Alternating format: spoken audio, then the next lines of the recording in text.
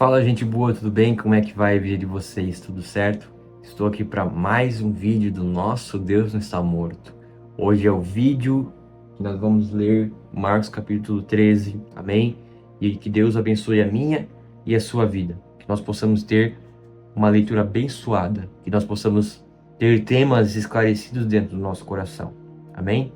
Então, vamos lá, vamos ler o sermão profético, a destruição do templo.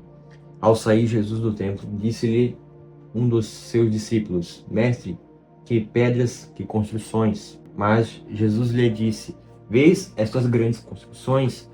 Não ficará pedra sobre pedra, que não seja derribada. Jesus aqui está falando do templo, que ia ser destruído em 70 depois de Cristo. E Jesus está falando aqui que isso ia acontecer, né? O templo ia ser destruído, então eles estavam admirados pela grande construção que existia naquela época. Mas a gente vê que isso ia ser destruído, né? Porque Jesus falou, não vai ficar pedra sobre pedra. E também porque o ministério do Espírito Santo é o ministério interno. Então Deus não habita mais no templo, mas Deus habita dentro da gente. Quando a gente vai num templo, a gente vai no templo para ceiar, a gente vai no templo para participar da comunhão do corpo de Cristo. Mas o local que Deus habita não é mais no templo, é no nosso coração, é no nosso espírito. Amém? Deus está dentro de nós. Amém? O princípio das dores está lá em Mateus 24, 3 ao 14, Lucas 21, 7 a 19. No Monte das Oliveiras, de fronte do templo, achava-se Jesus assentado quando Pedro, Tiago e João e André lhe perguntaram em particular: Dize-nos, quando sucederão essas coisas? E que sinal haverá quando todas elas estiverem para cumprir-se? Então Jesus passou a dizer-lhes: Vede que ninguém vos engane. Muitos virão em meu nome dizendo, sou eu, e enganarão a muitos. Quando, porém, ouvirdes falar de guerras e rumores de guerras, não vos assusteis. É necessário assim acontecer, mas ainda não é o fim, porque se levantará nação contra nação e reino contra reino.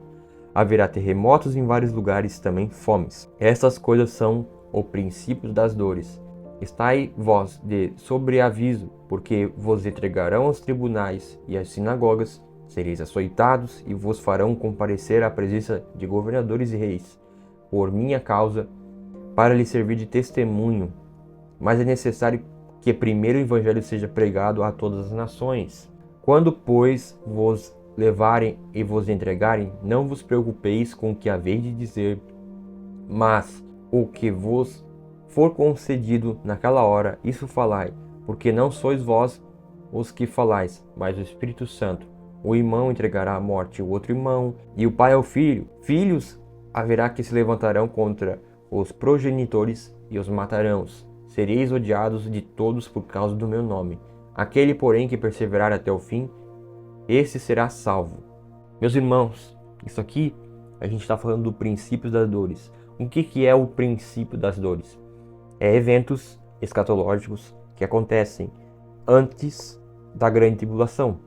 Então nós temos a grande tribulação e depois da grande tribulação nós temos a volta de Jesus. Antes da tribulação, há princípio das dores. O que são esses princípios das dores? São eventos que antecedem a volta de Jesus, os eventos que antecedem a vinda do nosso Senhor Jesus junto com a grande tribulação. E tudo isso aqui, meus irmãos, que você está lendo aqui, grande parte disso aqui já aconteceu. Em todos os sentidos aqui. Desde pessoas se levantar contra pessoa, pai contra filho, pessoas indo ao tribunal para prestar conta porque falou muito do evangelho. Tudo isso aconteceu ao longo da história da igreja. Claro que tem coisas que evidentemente já estão acontecendo, inclusive acontecem hoje, né? Pessoas que em países perseguidos que vão falar do evangelho e vão parar na justiça, entendeu? Isso já acontece, né? Tudo isso aqui que você vai ver aqui, terremotos, a gente vê aqui também guerras, rumores de guerras, etnias contra etnias, reinos contra reinos, que seriam nações contra nações, etnias que seriam povos contra povos, tudo isso já acontece, né? Jesus já falou disso e tudo isso já acontece.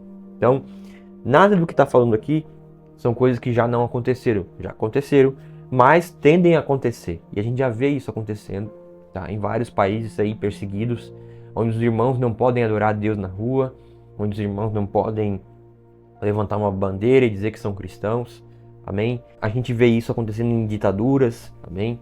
lugares onde o evangelho é perseguido. Realmente, o evangelho ali é perseguido. Eles já vivem uma grande tribulação naquele local, entendeu?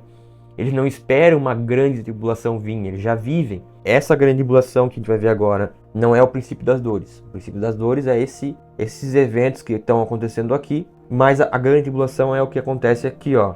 Mateus 24, 15 a 28, Lucas 21, 20 ao 24. Quando, pois, virdes o abominável da desolação, situado onde não deve estar. Quem lê, entenda. Então, os que estiverem na Judéia, fujam para os montes. Então, isso aqui, que é o evento da grande tribulação, isso não aconteceu. Eu falei na aula de Mateus 24 que no ano 70 depois de Cristo, esses eventos aqui de Mateus 24 que nós vamos ler aqui aconteceram. Sim, aconteceram algumas coisas, e em partes. Quando Israel foi invadida e muitas pessoas morreram em Israel, o templo foi destruído. Aconteceu muitas coisas, meus irmãos. E uma delas foi que foi feito aqui, ó. Quando, pois, virdes o abominável da desolação, situado onde não deve estar, que lê e entenda, então os que estiverem na Judéia que fujam para os montes. Então os irmãos tiveram que fugir, porque veio uma perseguição em Israel no ano 70 depois de Cristo. Só que isso foi um evento em partes, amém? Isso foi um evento em partes, mas que vai acontecer na sua totalidade quando estiver perto da volta de Jesus, quando o anticristo se levantar contra Israel. E não só se voltar contra, como invadir Israel.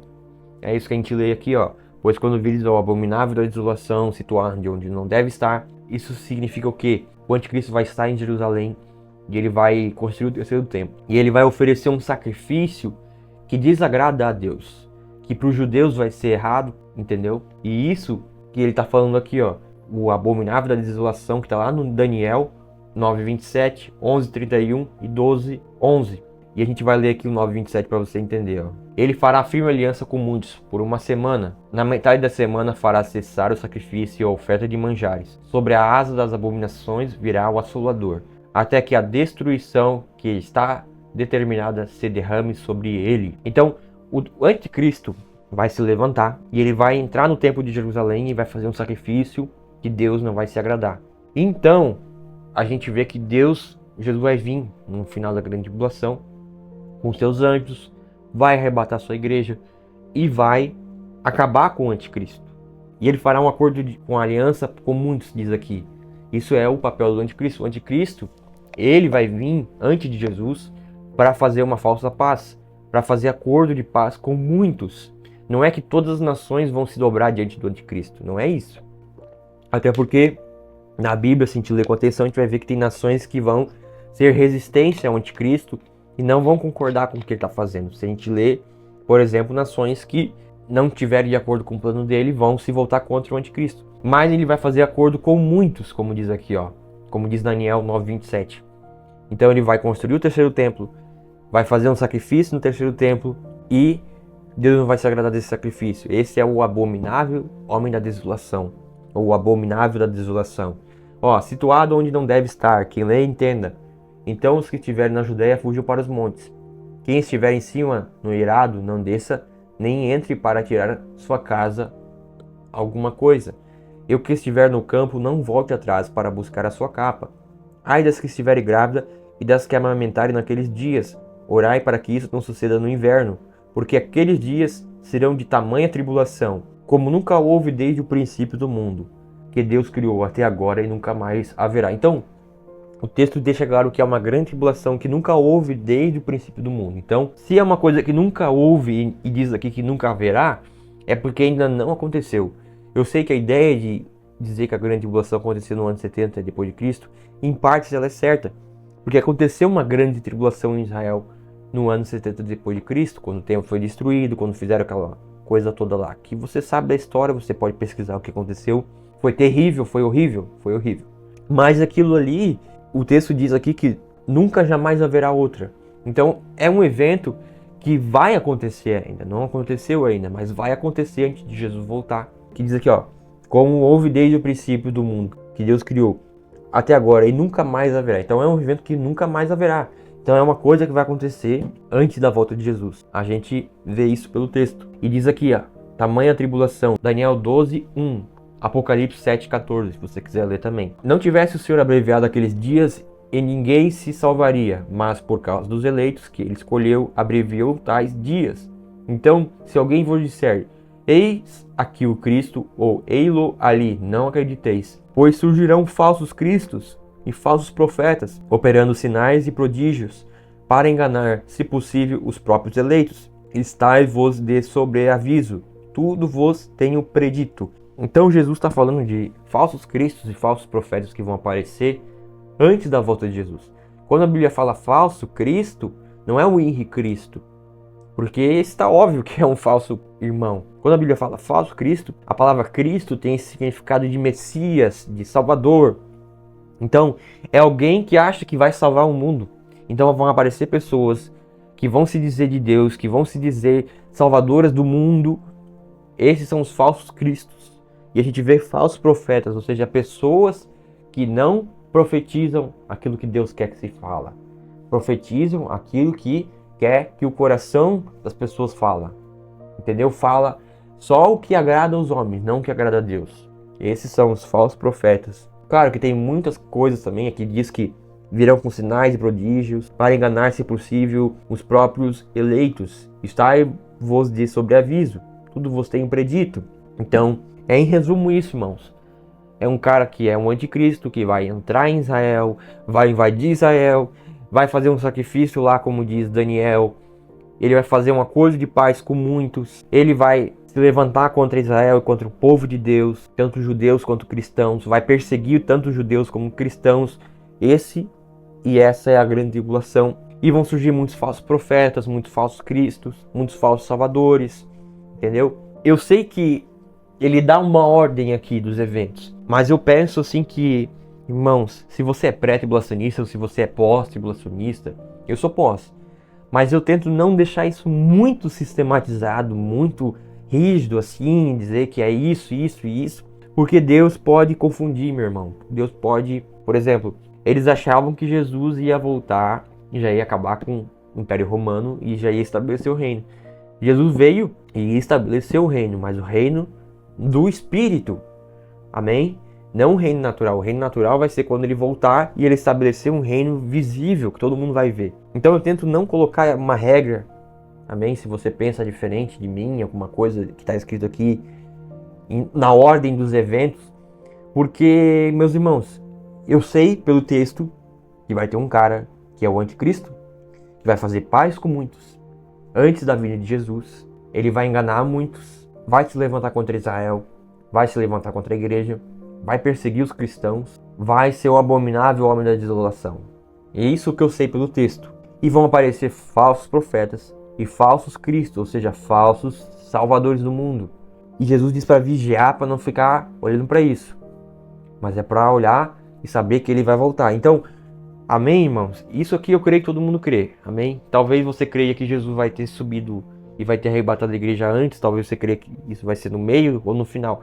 Irmãos, eu creio que vai ser no final. Pelo texto aqui, né, e pelos textos também de Mateus 24, a gente vê que faz mais sentido a ideia de que Jesus volta no final na grande tribulação e numa volta só. Mas se você acha que isso aqui de Mateus 24 e isso aqui de Marcos 13 está falando só com judeus e que a igreja vai ter sido arrebatada antes, depois Jesus vai tratar com eles e aí depois Jesus volta depois da grande tribulação com a sua igreja e enfim, e aí, irmãos, eu espero que isso não seja algo que traga divisões, amém?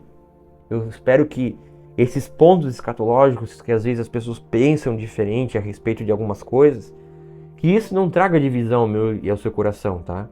Eu vou pregar como pós-tribulacionista porque é não só o que eu creio, mas é o que eu estudo há muitos anos já. E eu já estudei sobre o pré-tribulacionismo, mas biblicamente eu vi que faz mais sentido a ideia de que Jesus volta depois da grande tribulação. Se você querer diferente de mim, tudo certo. Nós somos irmãos em Cristo, nós vamos estar no mesmo céu, nós vamos adorar o mesmo Deus, amém?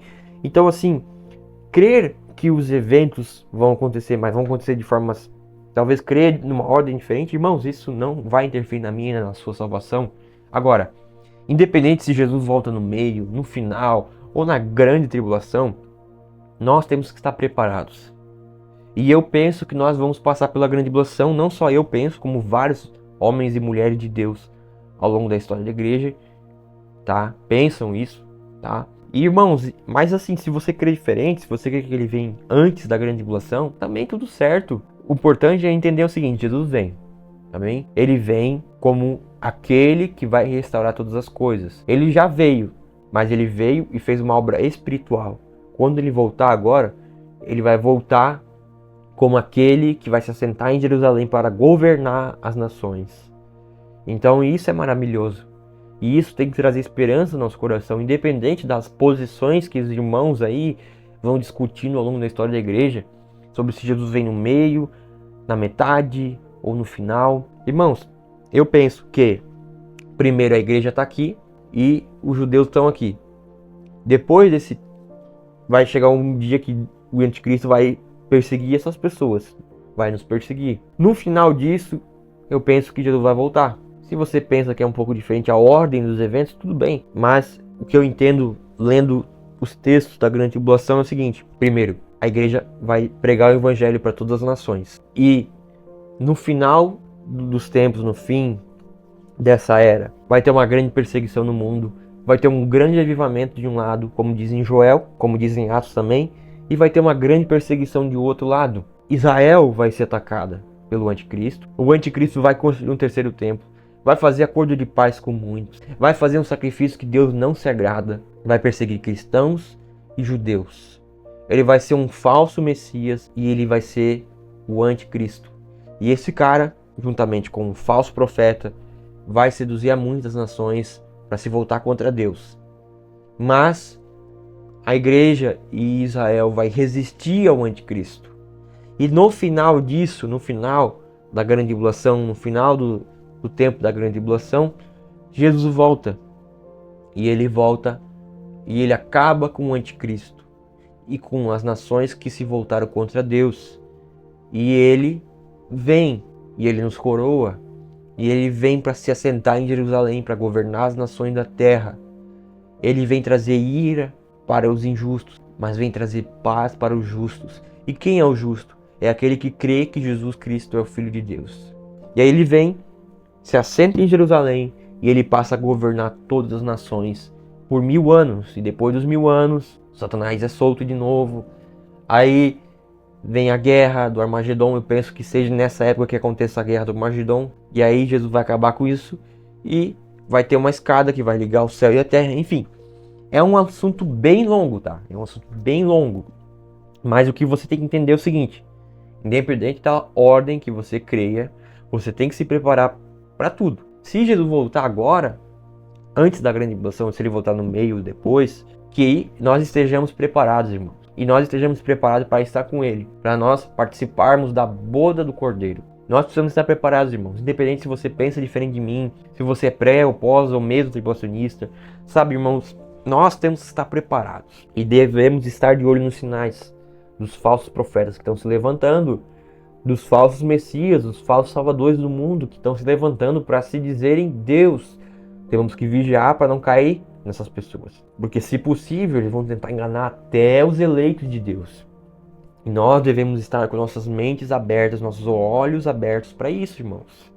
Amém? A vinda do Filho do Homem. Mas naqueles dias, após a referida tribulação, o sol escurecerá, a lua não dará sua claridade, as estrelas cairão do firmamento e os poderes do céu serão abalados. Então verão o Filho do Homem vir nas nuvens, com grande poder e glória. E ele enviará os anjos e reunirá os seus escolhidos dos 4 ventos, da extremidade da terra até a extremidade do céu. Então por isso que eu creio que Jesus volta no final da grande tribulação. Por quê? Porque a gente vê que vai ter um princípio das dores, depois a gente vai ver que tem uma grande tribulação, e a gente vê depois disso que vai ter a vinda do Filho do Homem, que ele vem para trazer paz à terra. Então verão o Filho do Homem vir nas nuvens, com grande poder e glória, e ele enviará os seus anjos e reunirá os seus escolhidos dos 4 ventos, da extremidade da terra até a extremidade do céu. A parábola da figueira, exortação à vigilância. Aprendei, pois, a parábola da figueira, quando já seus ramos se renovam, e as folhas brotam, sabeis que está próximo o verão.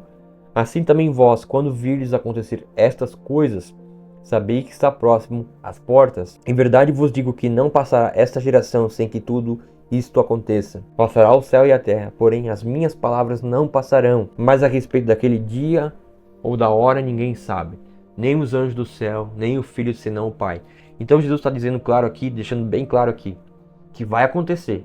A volta de Jesus vai acontecer, mas nós não sabemos nem o dia nem a hora. Então eu sei que existe uma posição, eu sei que eu sou de uma posição, talvez você seja de outra. Nós somos irmãos em Cristo, mas tentar colocar uma data para a volta de Jesus é heresia. Tentar colocar um dia para a volta de Jesus é heresia. Tentar dizer que Jesus vem em tal data, porque eu acho, é heresia. Jesus vem, amém? Eu creio que vai ter os eventos da grande tribulação. Talvez você creia que ele venha antes desses eventos, depois venha com todo mundo para reunir, para governar as nações. Mas a questão é a seguinte, irmão. Ele vem e está de sobreaviso, vigiai e orai, porque não sabeis quando será o tempo. E como um homem que, ausentando-se dos pais, deixa sua casa, dá autoridade a seus servos, e cada um a sua obrigação, e ao porteiro ordena que vigie. Vigiai, pois, porque não sabeis quando virá o dono da casa, se à tarde, se à noite, se ao cantar do galo, se pela manhã, para que, vindo ele inesperadamente, não vos ache dormindo.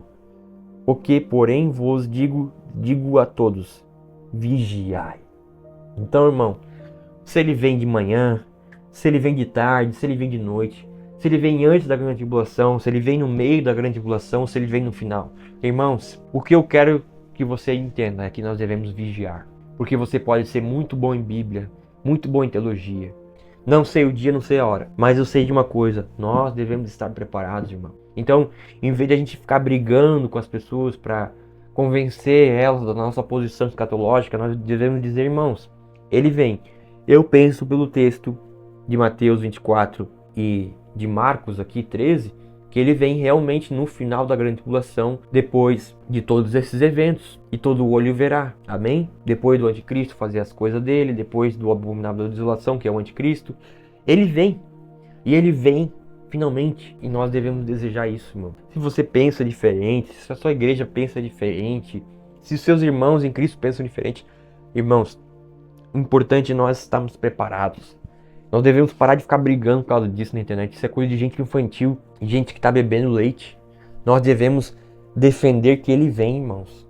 E nós devemos estar preparados, com o nosso coração em chamas e fazendo o que o texto diz: vigiai e orai.